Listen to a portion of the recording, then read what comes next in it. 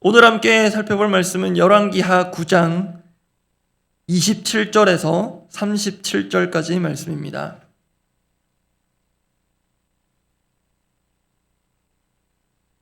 열왕기하 9장 27절에서 37절 끝절까지 말씀입니다.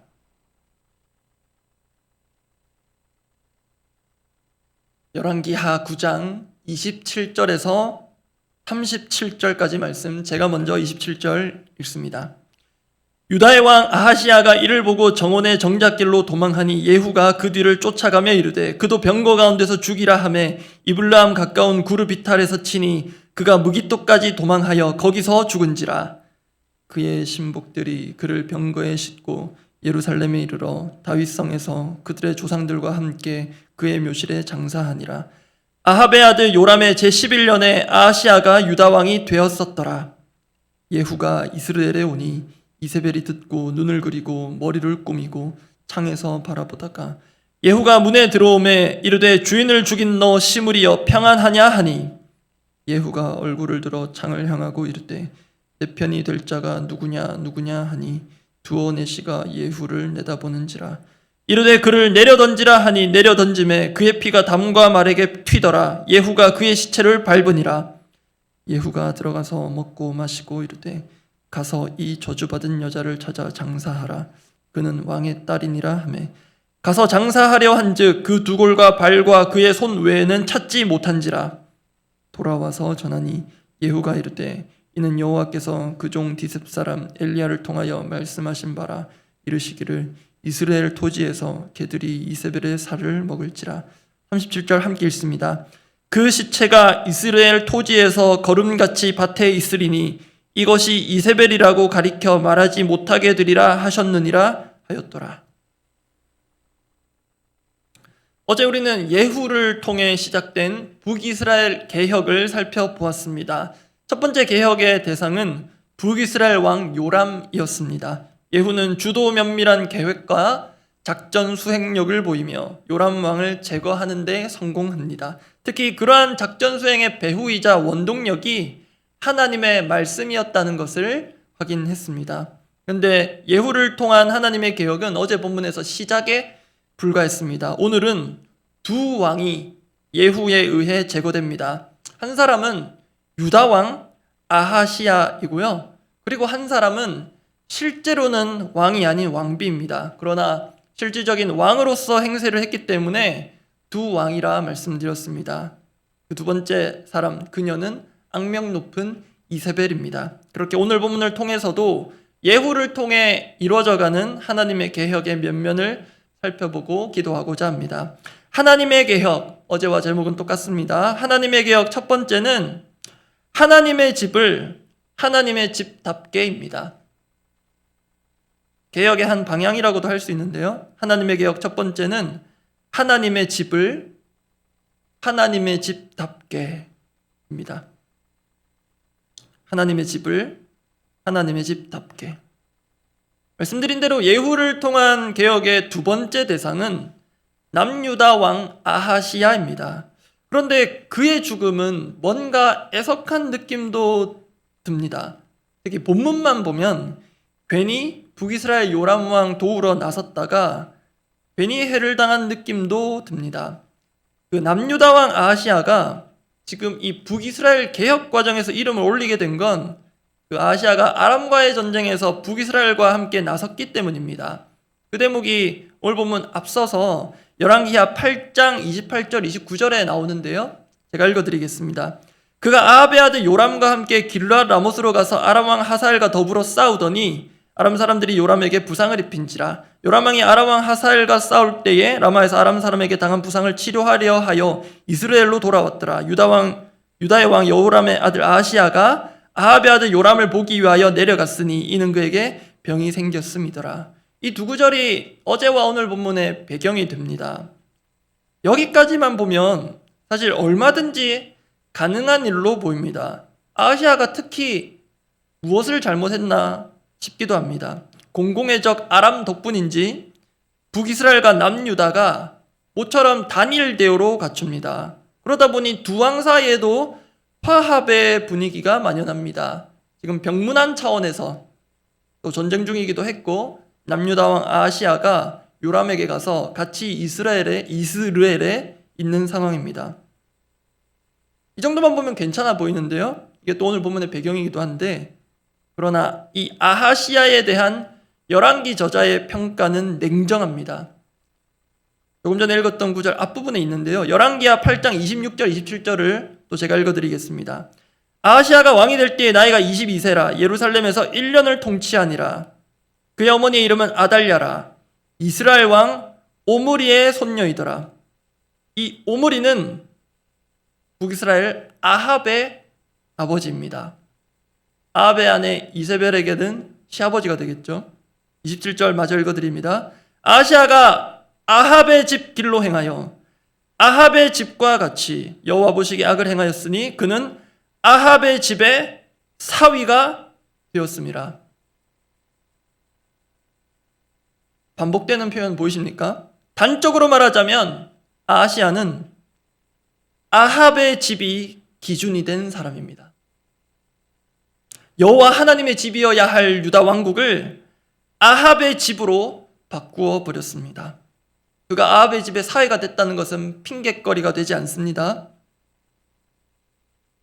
하나님의 집이어야 할 유다 왕국을 아합의 집으로 바꿨다는 것, 이것을 다르게 말하면 남유다 왕국을 개혁의 대상인 북이스라엘화 한 사람이 아하시아입니다. 그러니 북이스라엘 개혁 작업에 남유다 왕 아하시아도 포함된 것입니다. 하나님의 왕국을 바알 우상의 왕국으로, 또 하나님이 주인 되시는 하나님의 집을 아합이 주인된 아합의 집으로 바꾸는데 일조한 사람이 아하시아입니다. 그래서 남유다에도 개혁이 필요하기에 이러한 개혁의 성격을 담아 첫 번째 메시지의 대지를 하나님의 집을 하나님의 집답게라고 했습니다.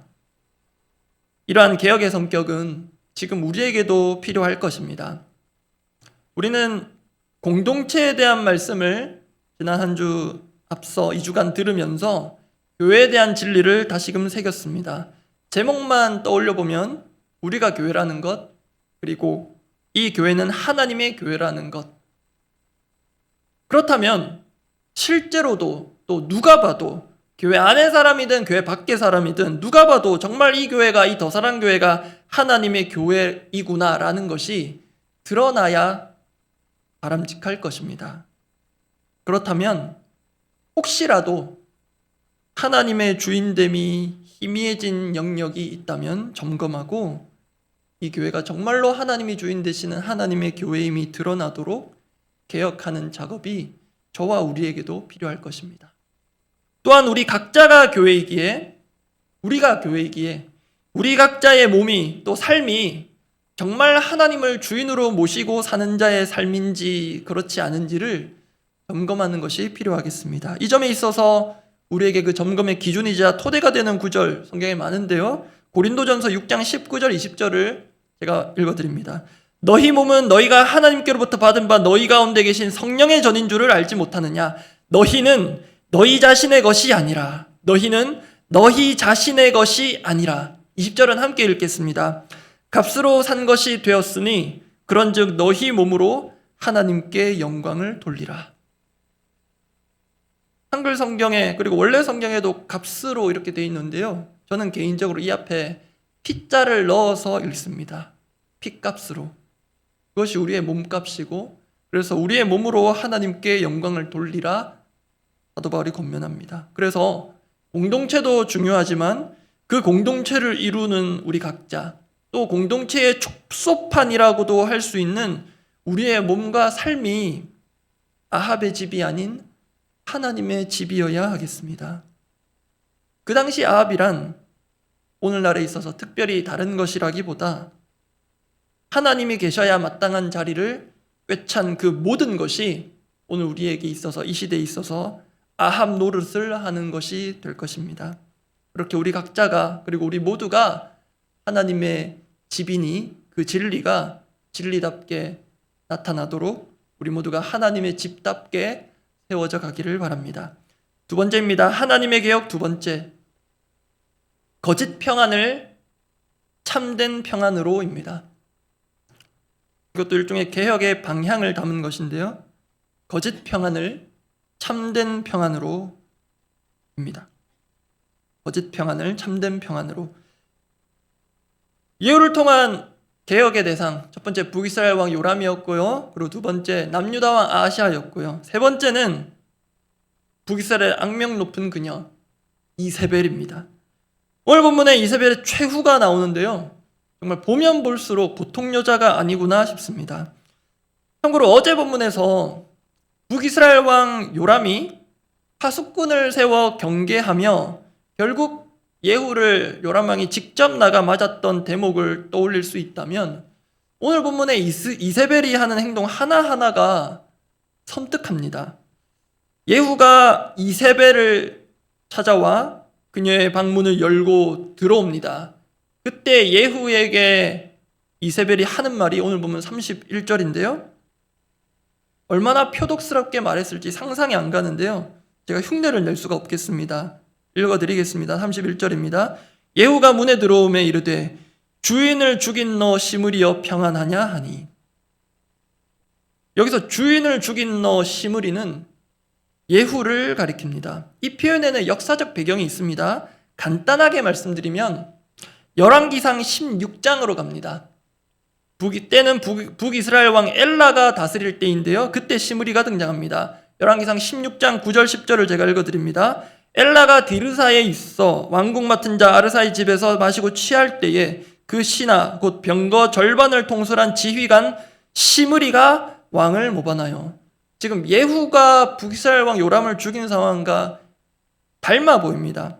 10절 마저 읽습니다. 시므리가 들어가서 그를 쳐 죽이고 그를 대신하여 왕이 되니.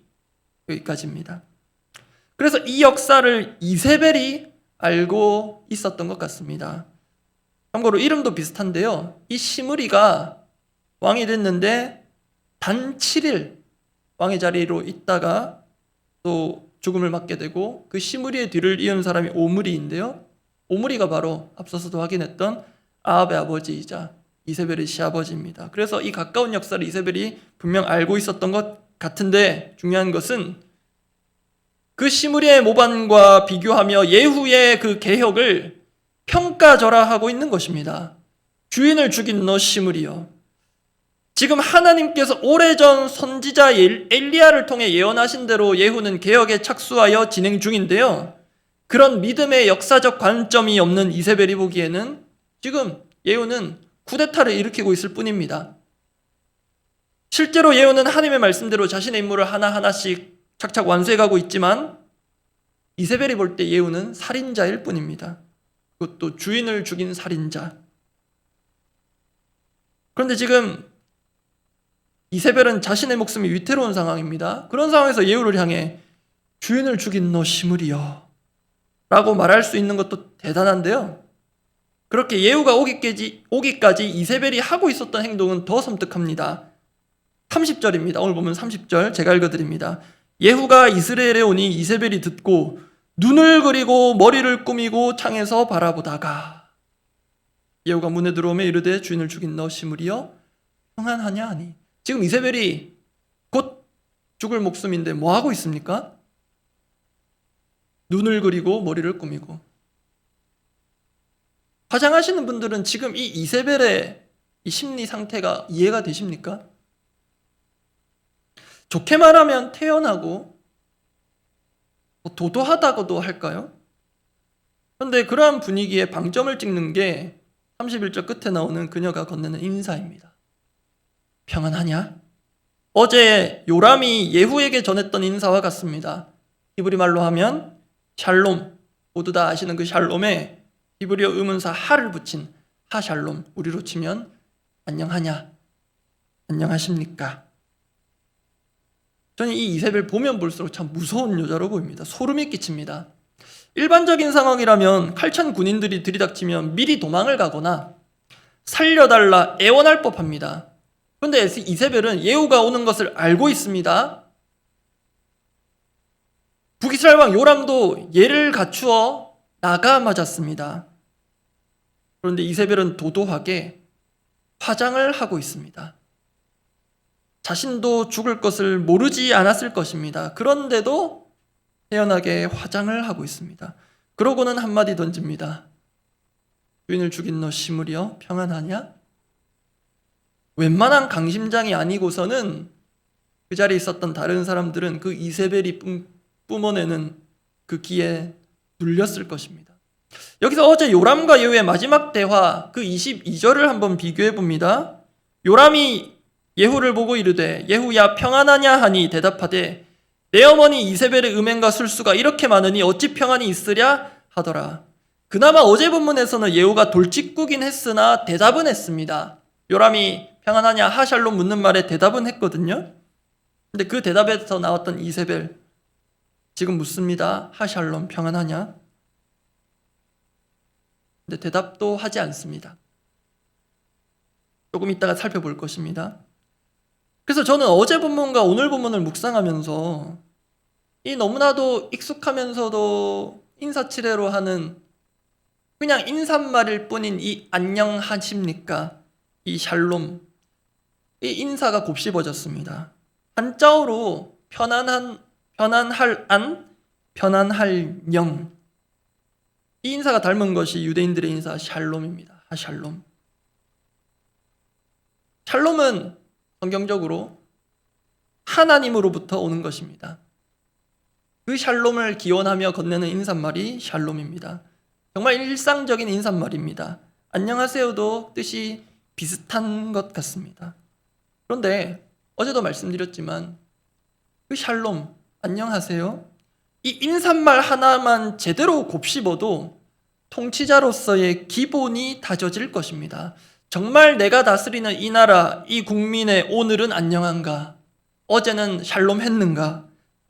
만약 그렇지 않다면 무엇이 문제이며 어떻게 해결해야 하는가?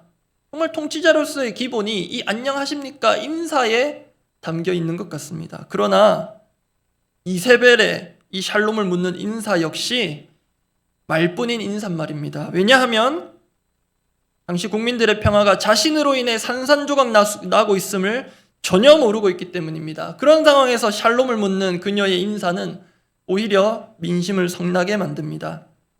앞서 말씀드렸지만 이세벨은 예후가 요람 왕을 죽이고 지금 온 것을 분명히 알고 있었습니다. 주인을 죽인 너 시므리여, 이 표현이 말해줍니다. 그리고 자신에게로 오고 있는 것도 알았습니다. 그럼에도 화장을 하며 예후를 기다리고 있었던 이세벨.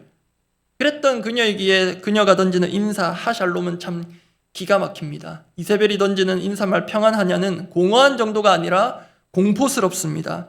예후를 살인자로 몰아세웁니다. 그렇게 되면 이세벨 자신은 피해자가 됩니다. 살인자인 너 예후야, 너 평안하냐? 너 그렇게 주인을 죽였는데 평안하겠냐? 또는 평안해서 되겠냐?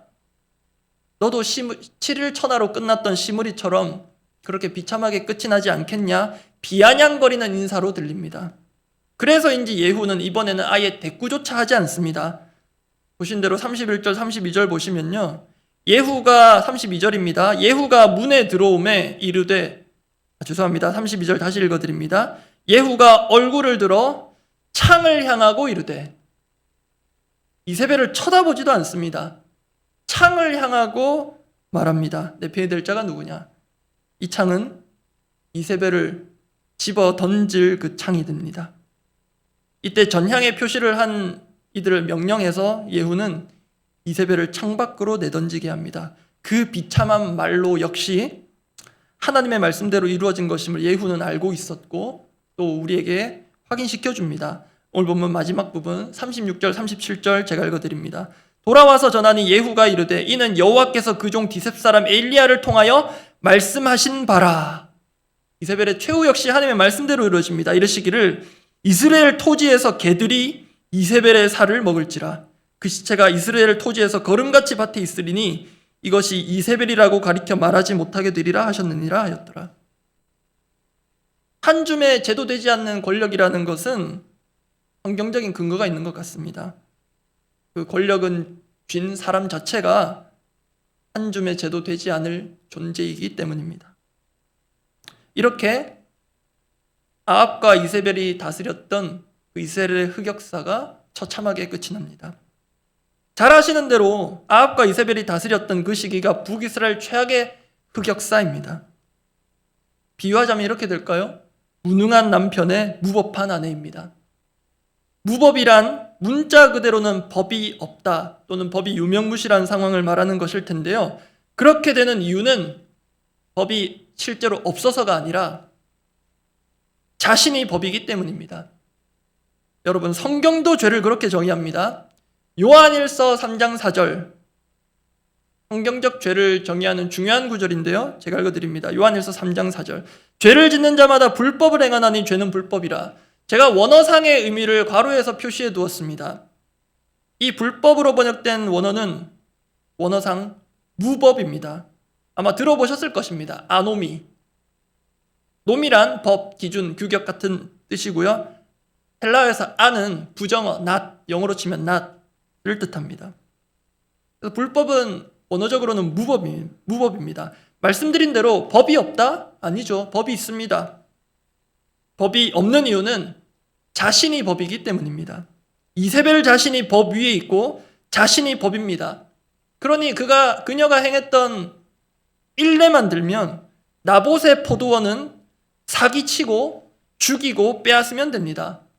그리고 그녀가 북이스라엘을 물들였던 바알과 아세라 신앙, 그 주술적 신앙으로 나라를 세우려는데 그걸 이방 우상이라고 타파를 외치는 선지자들이 있다면 죽이면 그만입니다. 하나님의 개혁의 도구로 지금 사용되고 있는 예후도 이세벨에게 있어서는 반역자, 살인자일 뿐입니다. 그런 이세벨은 오늘 본문 당시 남편 아합이 이미 죽고 없는 상황에서도 칠세를 과시했던 것으로 보입니다. 그러면 어떻게 그런 흑역사가 북이스라엘에 꽤 오랜 기간 지속될 수 있었는가? 어제 새벽에 마지막에 확인했던 구절이 유명한 구절이었죠. 바알에게 무릎 꿇지 않았던 7,000명. 그런데 안타깝지만 7,000명 외에 바알에게 무릎을 꿇은 수만, 수십만, 수백만의 사람들이 있었기에 가능했지 않겠습니까?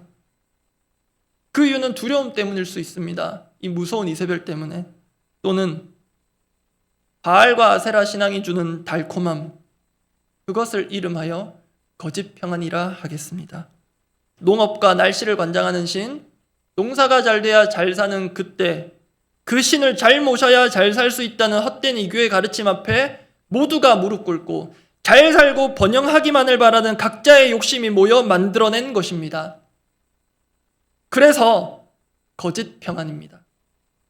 그래서 요람도 이세벨도 하나같이 평안하냐 묻고 있는 그 하샬롬이 그렇게도 공허하고 거짓되게 귀에 거슬리게 들리는 것 같습니다. 예후 입장에서 볼 때 아직 개혁은 남았지만 큰 산을 넘었습니다. 두 왕을 제거했고 왕보다 더 왕처럼 군림한 이세벨이 제거되었습니다. 그러면 여러분, 실은 일반적으로는 평안이 아니라 위기입니다. 왜냐하면 리더의 부재이기 때문입니다. 특히 왕정시대에 있어서 왕의 부재는 위기 그 자체입니다. 실제로 아람과의 전쟁이 끝난 상황도 아닙니다. 정말 백성끼리 하샬롬, 평안하세요? 인사 주고받으면 그렇다 말할 수 없을 것입니다. 그러나 거짓 평안이 이렇게 깨어지고 이제 참 평안을 살펴볼 차례입니다.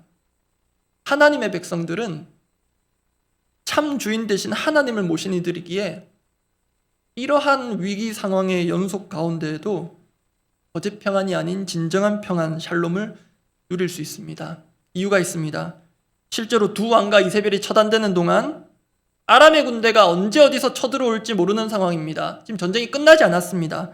그리고 외부의 적과의 전쟁보다 무서운 것이 내전입니다. 내부의 분란으로 나라가 어지럽게 돌아가는 틈에 아람뿐만이 아니라 주변국 누구든 쳐들어올 수 있습니다. 그런데 그랬다는 기록이 열왕기서에 없다는 것은 하나님께서 미루어 이루시고 계신 당신의 개혁을 지금 진행하시는 동안 외부로부터의 안전과 평안을 친히 지켜주셨음을 의미합니다. 바로 이 대목에서 참 평안은 사람이 아니라, 힘 있는 사람이 아니라 하나님께로부터 오는 것임을 다시금 새기게 됩니다. 우리 예수님 직접 말씀하셨습니다. 요한복음 14장 27절 말씀 같이 한번 읽어보겠습니다. 평안을 너희에게 끼치노니 곧 나의 평안을 너희에게 주노라. 내가 너희에게 주는 것은 세상이 주는 것과 같지 아니하니라. 너희는 마음에 근심하지도 말고 두려워하지도 말라. 예수님 분명히 말씀하셨습니다. 나의 평안이라는 것이 있다. 그것이 너희에게 필요하다. 내가 너희에게 주는 평안, 나만이 너희에게 줄 수 있는 평안, 세상이 주는 것과 같지 않다. 그런데 실은 이 말씀하실 때 예수님이 이 땅을 떠나실 것을 제자들에게 말씀을 하셨거든요. 실은 이때 제자들은 예수님의 물리적 부재가 가져다주는 평안의 부재, 예수님의 존재의 부재가 주는 평안의 부재를 경험할 때였습니다. 그러나 예수님 우리에게 약속하신 대로 보혜사 성령 지금도 우리 가운데 자리 가운데 내주하십니다. 그래서 그 성령과 함께하는 자에게는 참 평안이 있습니다. 여러분, 세상에는 평안할 날이 없습니다.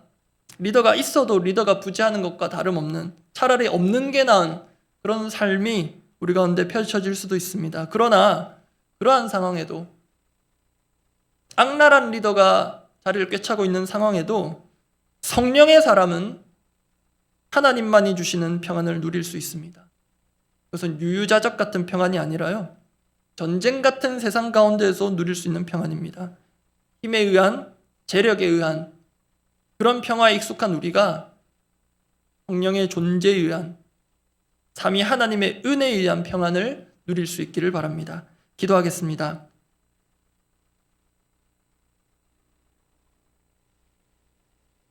요한복음 14장 27절 말씀을 제가 다시 읽어드리고 기도하고자 합니다. 평안을 너희에게 끼치도니 곧 나의 평안을 너희에게 주노라. 나의 평안을 너희에게 주노라. 내가 너희에게 주는 것은 세상이 주는 것과 같지 아니하니라. 너희는 마음에 근심하지도 말고 두려워하지도 말라. 이 시대는 아무리 완전한 그리고 성군 지도자가 있다 해도 불완전하고 불완전할 수밖에 없습니다. 그래서 우리 주님만이 주시는 참된 평안이 우리 가운데 필요하고, 세상의 어지러운 가운데 특히 더 주님만이 주시는, 주님만 주실 수 있는, 세상이 주지 못하는 그런 평안을, 또 그 평안 가운데 사는 법을 우리가 알고 또 누리기를 원합니다. 우리도 늘 일상적으로 건네는 안녕하세요, 안녕하십니까, 이 인사가 정말 어제와 오늘 본문 말씀을 통해서 볼 때 공허한 인사말이 아니라 그냥 단순한 인사말, 그 이상 그 이하가 아니라 정말로 주님만이 주시는 평안이 이 인사말을 통해서 그 사람과 그 주변에 깃들기를 바라며 기도하는 마음으로, 정말로 기도하고, 특히 이렇게 새벽을 깨우고 또 각자의 자리에서 새벽을 깨우시는 분들은 기도로 다져진 그 첫 인사를 건네는 그 첫 번째 사람에게 정말 마음을 다하여서 건네는 그 인사가 하나님의 평안을 임하게 하는 귀한 축복의 통로가 될 것을 기대합니다. 그런 기대를 갖고 오늘 내가 누구에게 안녕하세요, 잘 주무셨어요, 그 인사를 누구에게 건넬 수 있을지를 기대하며 하나님께서 오늘 내게 붙여주시는 그 사람에게 정말로 그냥 내가 입에 붙은 립서비스 같은 인사가 아니라 정말로 내 영혼을 실어서 내 기도를 담아서 그에게 평안을 전하겠노라. 나에게 있는 이 주님의 평안을 그 사람에게 전하겠노라. 그 마음으로 오늘을 시작하며 하나님의 은혜를 사모하며 기도하기를 원합니다. 기도하겠습니다. 하나님 아버지, 정작 평안을 송두리째 흔들고 깨는 자들이 평안하냐 묻고, 공허하게 묻고, 또 비아냥거리며 묻고, 공포스럽게 묻는 이 본문들을 보며 정말로 우리 삶의 참된 평화가 어디 있는지, 그것이 언제 올 것인지 생각해 보게 됩니다. 그러나 주님, 세상의 모든 악과 모든 부정과 문제가 제거되는 날, 주님 오시기 전까지는 있지 않을 텐데, 그 가운데서도 우리가 평안을 누릴 수 있는 것은 하나님께서 그 평안을 주시겠다 약속하셨고, 모든 문제가 해결된 뒤 순백의 상황에서만 누리는 평안이 아니라 전쟁의 한복판에서, 폭풍의 한가운데에서도 주님 주시는 평안과 고요함을 누릴 수 있음을 우리가 알고 그 주님만이 주시는 주님의 평안, 나의 평안을 알고 그 가운데 사는 법을 배우게 하여 주시옵소서. 악랄한 지도자들은, 악랄한 권세가들은 더욱 힘을 누리며 세를 불리며 자신들의 잘못들은 숨기고 은폐하고 조작하는 것에 능숙하지만 주님, 그러한 불의가 언제 끝날지 우리는 알 수 없으나 하나님이 하나님의 때에 하나님의 일을 이루실 것을 기대하며 완악한 세상 가운데 살지만 우리만이, 믿는 자들만이, 하나님의 백성들만이 알 수 있는 하나님의 주인 되심, 그것을 나타내며 우리의 그 평안이 오늘 이 세대, 이 시대 어두움을 몰아내고 하나님만 주시는 평안으로 우리 주변의 불안과 어려움 가운데 처한 이들에게 참된 위로가 되는 그런 날 되게 하여 주시옵소서. 특히 이 새벽 우리에게 주신 새날이 하나님께로부터 온 것임을 믿음으로 고백하며 새벽 자리에 나오고 각자의 자리에서 새벽을 깨우는 이들, 주님, 우리 오늘의 이 새벽부터 올려드리는 이 기도가 그냥 땅에 떨어지는 것이 아니라 그냥 나의 소원거리들을 하나님께 올려드리는 정도가 아니라 오늘 나의 일상의 안녕하세요 인사 하나가 하나님의 평안, 하늘의 평안이 이 땅 가운데 임하며 깃들게 하는 그런 축복의 통로가 될 것을 기대하며 나아갈 때 주여 그렇게 우리를 사용하여 주시고 우리의 단순한 인사말조차도 하나님의 살아계심을 나타내는, 하나님의 주인 되심을 드러내는 그런 평안의 인사가 되도록 주 우리를 사용하시고 오늘 특별히 우리가 처음으로 만나 그 인사를 건네게 될 사람이 누구일지 기대하며 그 사람이 가족이라면 정말로 하나님 기쁨과 감사와 은혜로 주님의 평안을 빌며 축복과 사랑을 전하는 그런 귀한 공동체 되도록, 가족 되도록 사용하여 주시옵소서.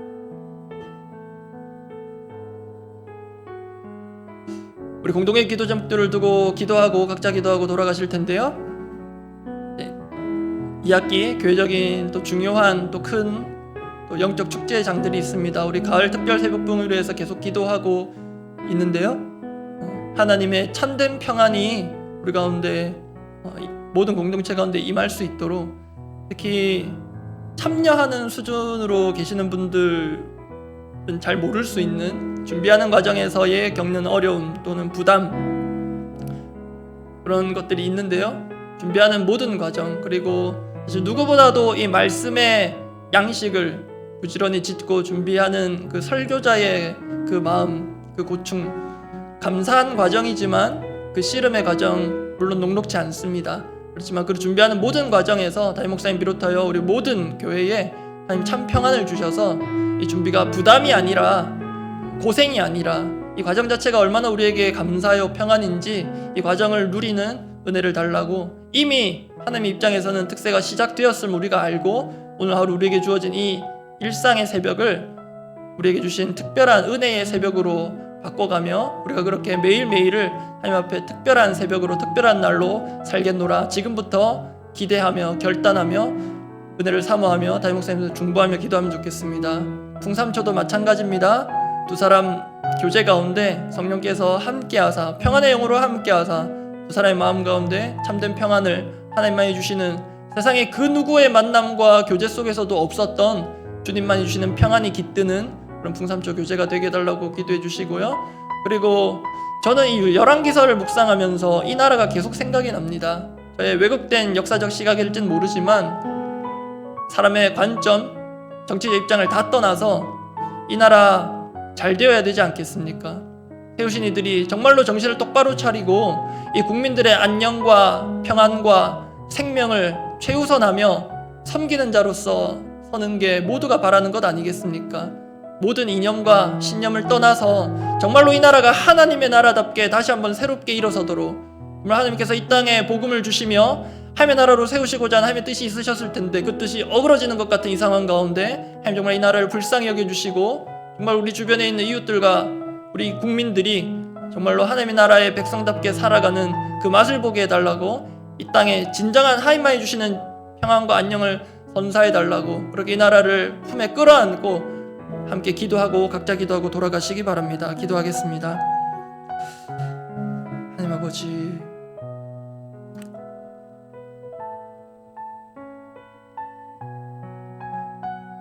참여하는 이들은 모르는 무대 뒷면에 있는 그 부지런함, 또 분주함, 또 준비하는 자의 초조함, 또 부담감, 이런 것들이 평안을 앗아가고 우리에게 주어진 귀한 감사와 축제의 장을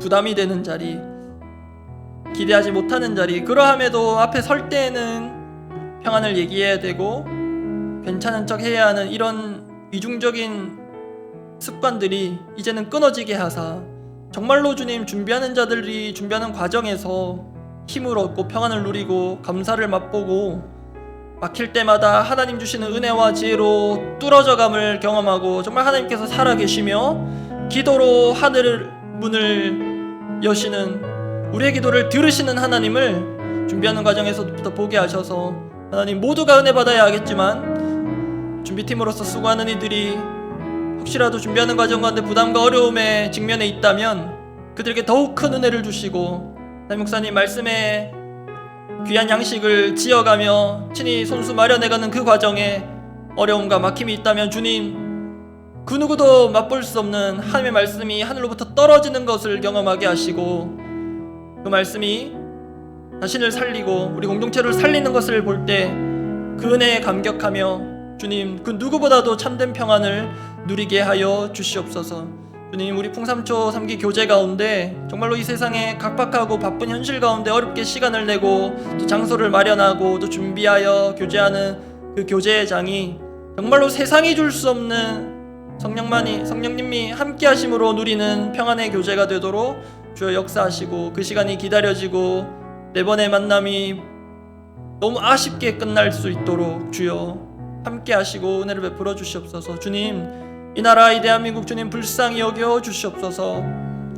한쪽에서는 수십만이 모여서 이 나라를 위해서 기도하는데 주님 한쪽에서는 나라가 기울어져 가고 싸우고 헐뜯고 숨기고 은폐하고 거짓말하고 사기치고 빼앗고 조작하고 하나님 그런 온갖 무법 천지가 이루어지고 있는 이 땅을 주님 불쌍히 여겨주시고 자신의 법이 된 모든 위정자들을 주님 불쌍히 여기시되 주여 때가 되매 하나님의 방법으로 하나님의 개혁의 손을 들으실 것을 두렵고 떨림으로 늦지 않게 깨닫게 하사 하나님이 주인 되시기에 이 나라 결코 사람의 손에 넘긴 바 없으시며 결국 하나님께서 하나님의 방법대로 다시 한번 새롭게 일으키시고 계약해 가실 것을 기대하며 우리는 그 가운데에서 주님 주신 사명들을 감당하며 이 나라를 위해서 기도하며 또 우리가 해야 될 역할들을 부지런히 해가는 하나님 나라의 백성이자 이 땅에